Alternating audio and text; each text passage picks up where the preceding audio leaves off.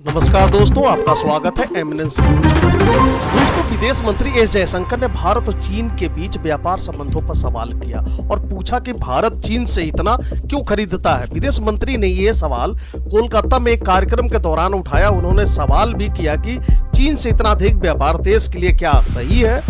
कोलकाता के इस कार्यक्रम में जयशंकर उत्पादन के क्षेत्र में देश की आत्मनिर्भरता की अहमियत के बारे में बोल रहे थे।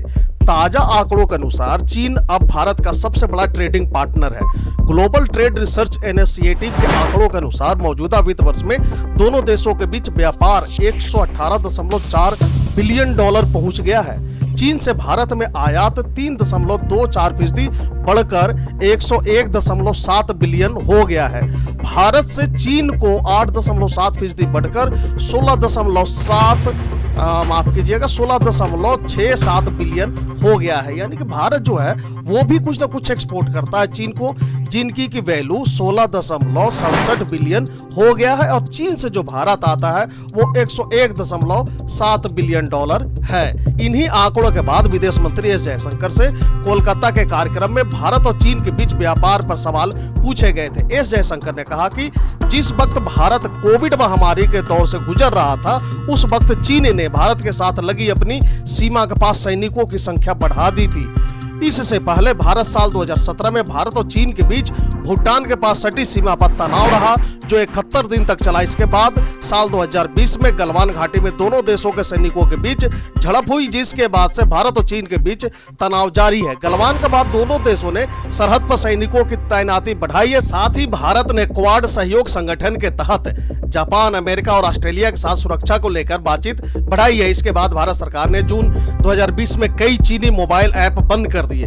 भारत ने सुरक्षा खतरों और निजता का हवाला देते हुए कुल 59 ऐप्स पर पाबंदी लगा दी थी। इसके बाद 29 जून को फिर 10 अगस्त को 47 ऐप, 1 सितंबर को 118 ऐप और फिर 19 नवंबर को सरकार ने 43 मोबाइल ऐप बंद कर दिए। जून 2020 को बंद किए गए मोबाइल ऐप में टिकटॉक भी शामिल था। कोलकाता में विकसित भारत @2047 नाम से आयोजित हुए एक सम्मेलन में एस जयशंकर ने चीन की बात करते हुए 1962 की याद दिलाई। उन्होंने कहा, चीन के साथ रिश्तों को लेकर भारत के पास 1962 का अनुभव है। इसके बाद 1988 में राजीव गांधी चीन गए थे और एक तरह से ये रिश्तों को सामान्य करने की दिशा में एक कदम था। इस दौरान दोनों मुल्कों के बीच सीमा पर शांति बनाए रखने पर सहमति बनी। 1988 के बाद से दोनों के रिश्तों का यही आधार रहा था, लेकिन साल 2020 में जो हुआ उसके बाद से दोनों के रिश्ते बदले हैं। एस जयशंकर ने कहा, साल 2020 में चीन ने भारत के साथ हुए कई समझौतों का उल्लंघन किया और बड़ी संख्या में सैनिकों को सीमा पर इकट्ठा करना शुरू किया। उसने ये काम उस वक्त किया जब भारत कोविड लॉकडाउन के दौर से गुजर रहा था। भारत ने भी इसके जवाब में सीमा पर सैनिकों की तैनाती बढ़ाई और इसके बाद गलवान में सैनिकों की झड़प हुई। उन्होंने कहा कि भारतीय नागरिक के तौर पर हम देश की सुरक्षा की बात को नजरअंदाज नहीं कर सकते और ये आज एक बड़ी चुनौती है। हालांकि उन्होंने ये भी कहा, लेकिन इसके अलावा एक बड़ी आर्थिक चुनौती है। बीते सालों हमने अपने उत्पादन और इंफ्रास्ट्रक्चर के क्षेत्र में नजरअंदाज किया है। एस जयशंकर ने कहा, भारतीय ट्रेडर्स चीन से इतना अधिक क्यों खरीदते हैं? आप कह सकते हैं कि उनका उत्पादन का पैमाना अधिक है, इंफ्रास्ट्रक्चर में वो अधिक सक्षम है, वहाँ अच्छी सब्सिडी व्यवस्था है जिसका उन्हें फायदा होता है। लेकिन मैं आपसे गुजारिश करूंगा कि जरा इस बात पर गौर करें कि क्या देश के भविष्य के लिए ये ठीक है? क्या किसी और स्रोत पर निर्भर करना आपके व्यापार के लिए अच्छा है? खासकर ऐसा देश जो व्यापार से बाहर के किसी राजनीतिक कारण के लिए अभी भी आपका फायदा उठा सकता है। उन्होंने कहा, दुनिया के कई मुल्क आर्थिक सुरक्षा को लेकर चर्चा कर रहे हैं। मुल्कों का मानना है कि कुछ कोर व्यवसाय देश के भीतर रहने चाहिए, सप्लाई चेन छोटी होनी चाहिए। अगर आप सब चीजों का उत्पादन न करते हो तो भी सप्लाई चेन तो भरोसेमंद हो। कम से कम ये ऐसे मुल्क के साथ हो जो राजनीतिक और व्यापार को न मिलाए, जिसके साथ आपका सीमा विवाद न हो। ये पूरी तरह सरकार के हाथ में नहीं है। इसका बड़ा हिस्सा उन फैसलों पर निर्भर है जो व्यापारी लेते हैं। सरकार इस काम के लिए जरूर मदद कर सकती है, लेकिन वो सभी सेक्टर में काम नहीं कर सकती। लेकिन कई सेक्टर को लेकर सरकार बेहद संवेदनशील है। भारत चीन को केवल 14% निर्यात करता है और चीन से 86% खरीदता है। अपने आप को भारत ने उस हालत में रख दिया है जिस हालत में नेपाल और बांग्लादेश भी न हो। वो कहते हैं, आत्मनिर्भर भारत लाकर सरकार ने रिटेल गुड्स का आयात बंद कर दिया, लेकिन मीडियम और लो टेक्नोलॉजी प्रोडक्ट्स जो भारत में बन सकते हैं उसका उत्पादन देश के भीतर करने के बारे में नहीं सोचा। भारत इनका उत्पादन बढ़ा सकता था, लेकिन इस बारे में उद्योग जगत ने नहीं सोचा और अपना उत्पादन नहीं बढ़ाया, क्योंकि उन्हें चीन से ये आसानी से मिल रहा था। एशिया पैसिफिक इलाके के ग्लोबल वैल्यू चेन का एक नेटवर्क है जिसमें चीन ने बढ़त ली हुई है। उसने इससे जुड़ी व्यवस्थाओं को और कॉस्ट इफेक्टिव तरीके से अपने यहाँ जगह दी हुई है, जिसका उसे फायदा होता है। ये चीज चीन से हटकर किसी और मुल्क में जाता है तो कंपनियों को वो फायदा नहीं मिलता।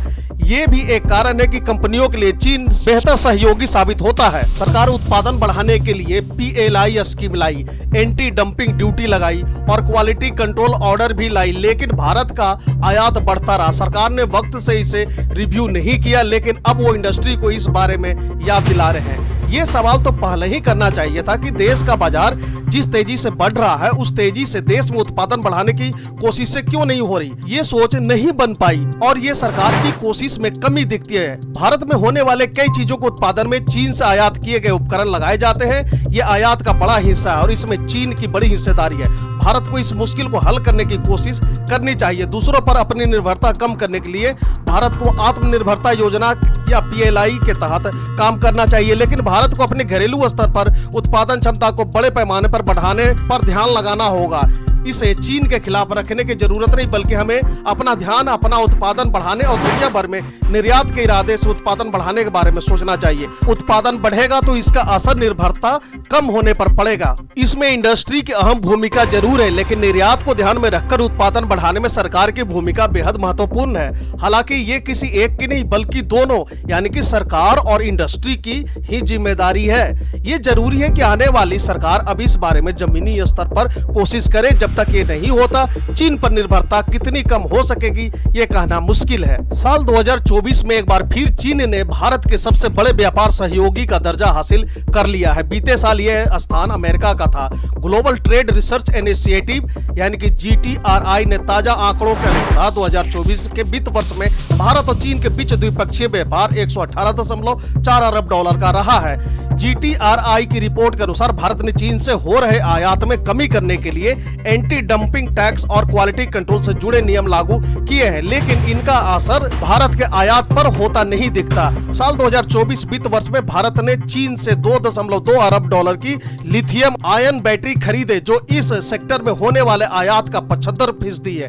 वहीं टेलीकॉम उपकरण और फोन से जुड़े आयात का 44% चीन से आयात किया, जिसका मूल्य करीब 4.2 अरब डॉलर है। देखा जाए तो भारत और चीन के बीच ईसा पूर्व दूसरी सदी से सांस्कृतिक रिश्ते रहे हैं। पड़ोसी होने के नाते दोनों मुल्कों के इतिहासकार एक दूसरे के यहाँ आते जाते और एक दूसरे के बारे में लिखते रहे हैं। चीन के साथ भारत का व्यापार देर में शुरू हुआ। मौजूदा आंकड़ों के अनुसार भारत और चीन के बीच साल 2000 तक जो व्यापार 2.92 अरब डॉलर था, वह साल 2008 तक बढ़कर 41.85 डॉलर हो गया। इसके साथ ही चीन भारत का सबसे बड़ा व्यापारिक सहयोगी बन गया। साल 2000 में दोनों आयात और निर्यात में अधिक फर्क नहीं था, लेकिन साल 2006 के बाद से यह दायरा बढ़ता गया। 2007 में भारत ने 14.61 अरब डॉलर का निर्यात किया, जबकि 24.05 अरब डॉलर का आयात किया था। दिसंबर 2010 में चीन के प्रीमियम बेन जियाबाओ ने भारत का दौरा किया, जिसके बाद दोनों के बीच साल 2015 तक व्यापार बढ़कर 100 अरब डॉलर करने का फैसला हुआ,